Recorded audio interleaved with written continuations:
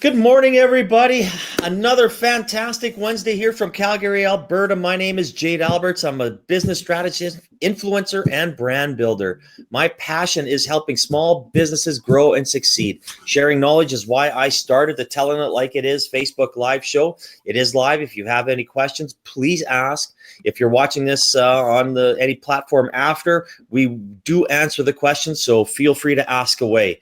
I'd like to thank Healthy Heart Sleep Company for sponsoring this discussion. They are Calgary's premier sleep apnea CPAP company. They are locally owned and have 2 locations.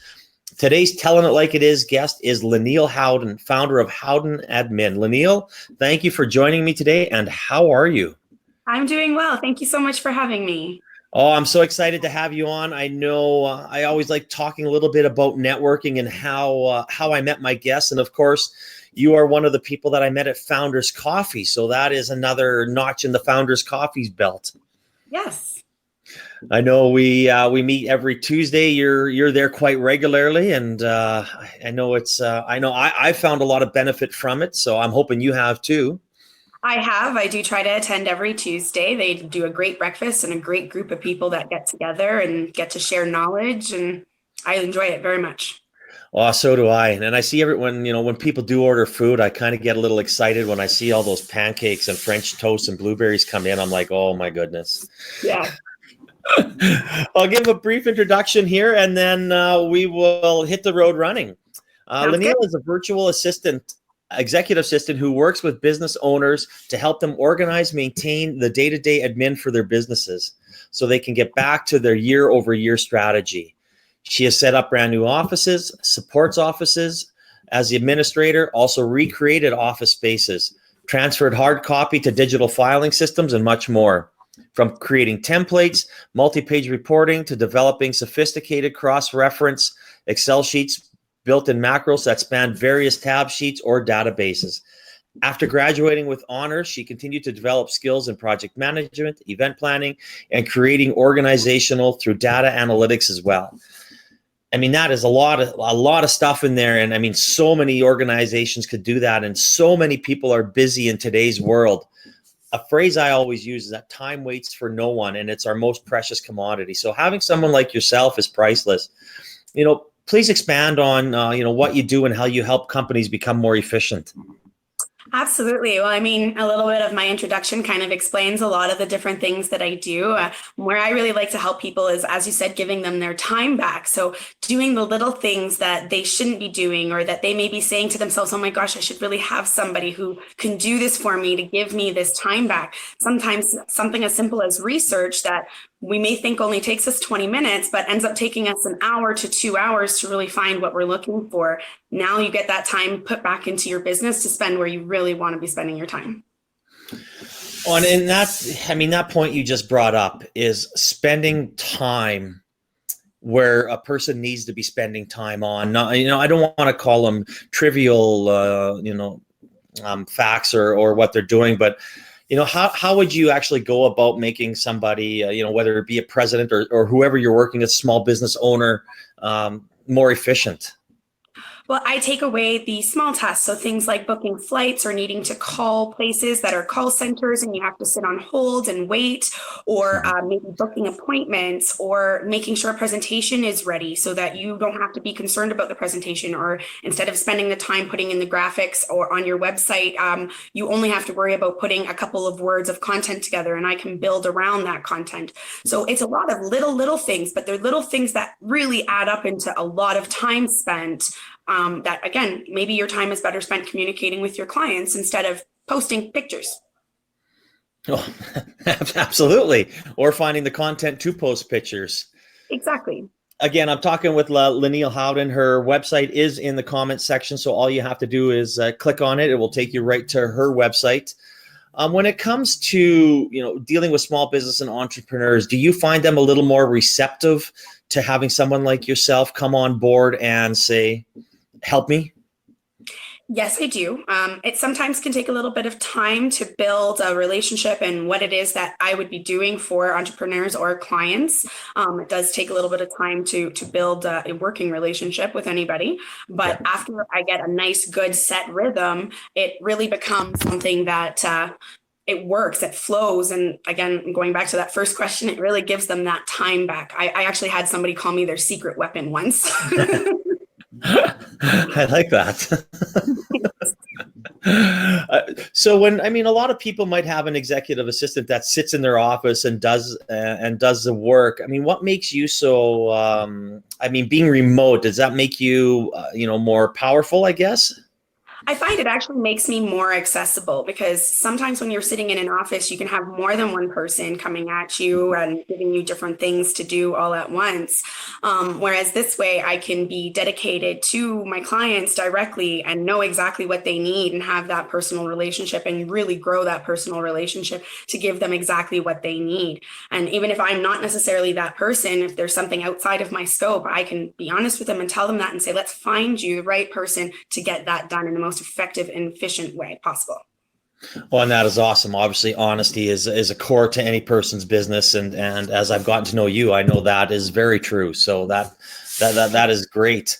I guess with entrepreneurs and small businesses, a lot of them, aren't brick and mortar anymore. They're working at maybe Work Nicer or some co-working space or out of their home. So I guess being mobile gives you saying, hey, I'll just quickly meet you here or I'll meet you there. Absolutely. And as well, you can do video conferencing. They don't have to worry about having that office space and paying for office space that has to have somebody sitting in it, as well as there's so many rules, regulations, and laws that come along with having an actual employee. So having somebody that can do that same job for you as a contractor actually keeps money into the business and puts it back into what they want it to go into. And that's a very valid point. I mean, and obviously, I do that as well, being a consultant. So, they don't have to worry about paying me, benefits and all that type of stuff. So that is another valid point.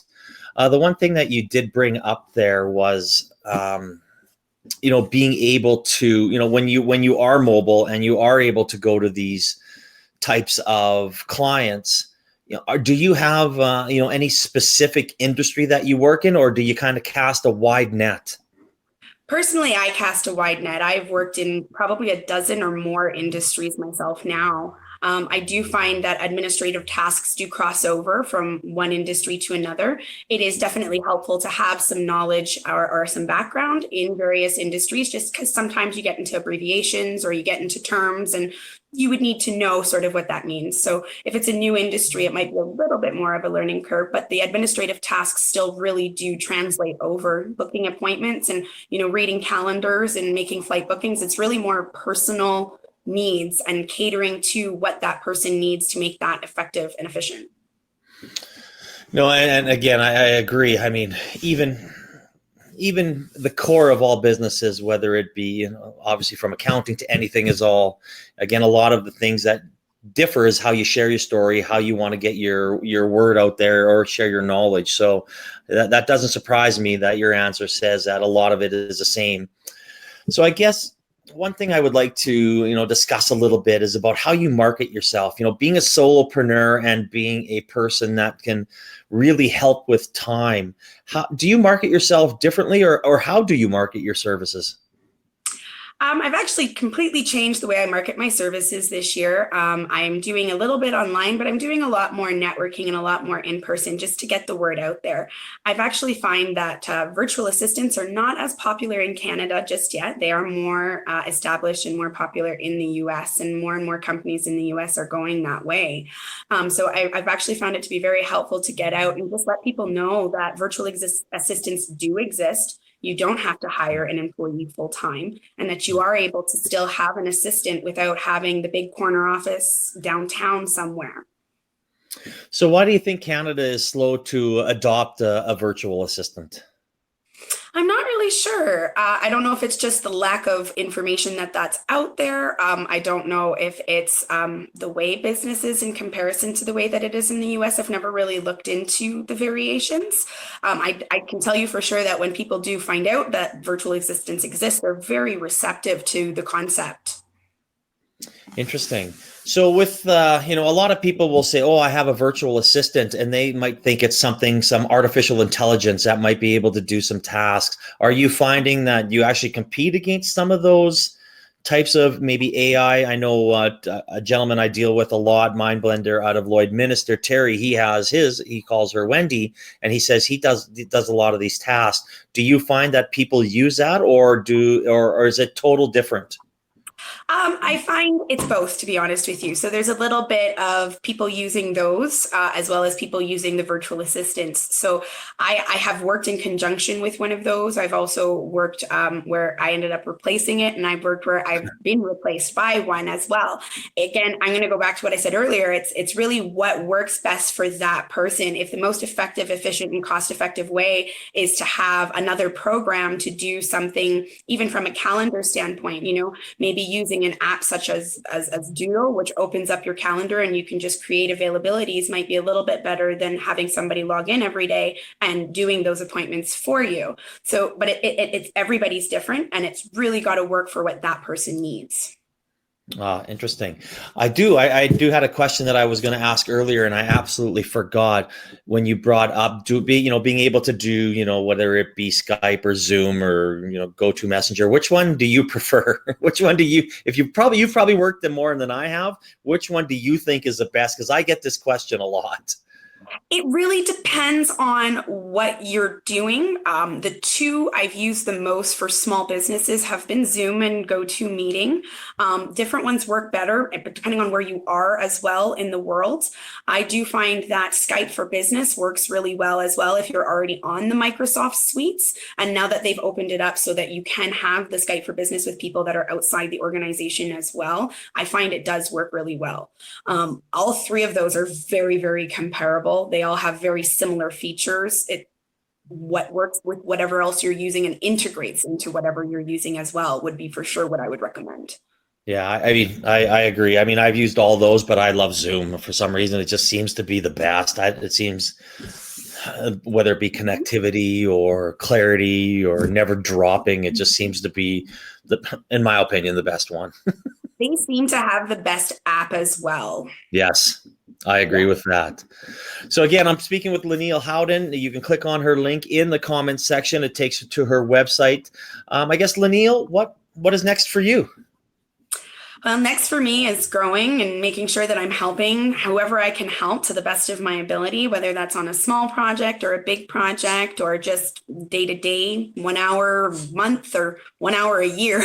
I really like to help people. So I want to find the people that I can really help and make sure that I'm guiding them to where they want to be and what they need. No, that is excellent. I mean, there are so many people out there, and I did a little, I guess, a video blog on this, and I posted a lot saying that, asking for help is not a sign of weakness. And so many people out there feel that they're scared to let go. And I mean, you have to let go to grow. And a lot of these people will not. And they just think, you know what, it's my company. This is the way it's always done. I don't need any help, even though, letting some of these tasks go will really, really help them, strive their business to become better. So when you're running into somebody, how do you convince them, or how do you pitch yourself to say, hey, this will help you? Well, I usually like to give examples of ways that I've helped people in the past. I usually really like to get an understanding of what it is that they're doing. And then I usually recommend to anybody, if you're taking into consideration an administrator or anybody else growing your business and you need to have help, start making a list. When you start doing something and you're like, my time really shouldn't be spent here, put it on the list. If you start doing something and you're like, I really don't want to be doing this. This isn't why I started my business. I really want to be doing this instead. Put it on the list. And then you can sit down and analyze that list and determine where those needs really come from. Maybe it's not an administrative person that you need. Maybe it's a marketing person or an HR person, or who knows what you need. But that list will definitely give you a base to start from, so that you can then build that. And then you start going down that list once you found that person and slowly delegating those things and building that relationship. And that's where you can get that comfort of knowing that something is going to be done. The other thing I would really recommend is making sure that it's set up as a system and or a process. And that way it doesn't become a person reliant. And you can always, not to say that you want to get rid of anybody or replace anybody, ideally once you bring somebody on board, they're the right person. But should something happen in the event of, you have a system and you have a process in place, and somebody else can step in and assist you as well without too much effect to your business. Yeah, it is amazing. I mean, I love that because I come in and I call them honest meetings, and it is amazing. Once a person becomes honest with themselves and they look and we put it down and we discuss it, how they quickly realize that, you know what, I do not like doing that. I really want to focus on, as you said, what I love and why I started this business. So that's a very good point for that you made. Thank you for sharing that. Something I like to say that you sort of reminded me of when you were talking just earlier was also when everybody has no problems generally asking for help with their business for taxes, because everybody sees that as a big thing that they want to take on, but everything else with their business they want to do themselves. And I absolutely understand that when you're starting a business, there's a lot of costs. There's not always a lot of funding to go into those costs. But again, exactly going back to what you said, when you have those meetings and people then see, I don't really want to be doing these things. No, absolutely. Totally agree. So my last question is always the same for all my fellow entrepreneurs, solopreneurs, small businesses. I mean, you've been in there, you've been in the grind. So if you have one piece of advice for startups about, I'm going to spin it a little bit about saving their time, what would that be? One piece of advice about saving your time. Do what matters most to you. Do what matters. Do what's going to make the most impact in that moment for you and for your future. And if you think that somebody else could do that for you as well, absolutely look into that. And if it doesn't work, then it doesn't work. At least you've given something a try and you have something that you can analyze and grow from. Yeah, isn't that the truth? Give it a shot, right? If it doesn't work, you move on. You try something different. The growing pains of an entrepreneur, right? Well, if you don't try something, then you don't have anything that you can analyze or pull apart or try differently. You don't. I mean, I know that sometimes it's not always the best thing that happened if it was a mistake or whatever it may be. But at least you can learn from something. Whereas if that didn't happen or something wasn't put out, you don't have anything to learn from. Absolutely. That's bang on. That is absolute. That is so good. People are all so worried about analytics in today's world and saying, oh my goodness, this says this says this. But you know what? I tell people, we don't know if it's going to work until we try it. We can look at the data after, but we got to give it a shot to see if it works. It doesn't matter if that's marketing or sales or hiring a rep or whatever it may be, hiring a virtual assistant to save time. You have to give it a try because analytics mean nothing if you have nothing to compare it to. Exactly. Absolutely. Well, I appreciate you coming on, Lenneal, sharing your time, sharing your story, and I truly believe that the service that you offer is very valuable to many companies out there, and I hope that you get yourself in front of them and you continue your successful journey. Thank you so very much. And thank you so much for having me. It's been a pleasure speaking with you today. Oh, that's awesome. So thank you again to Healthy Heart Sleep Company for sponsoring this. They are Calgary's premier sleep apnea CPAP company. They are locally owned and have been for 11 years. They have 2 locations, one in Bridgeland, one in Deer Valley. Thank you again, Lenneal, and I hope to see everybody next week. Have a great week and weekend, everybody. Take care. Have a great week. Bye-bye. Bye.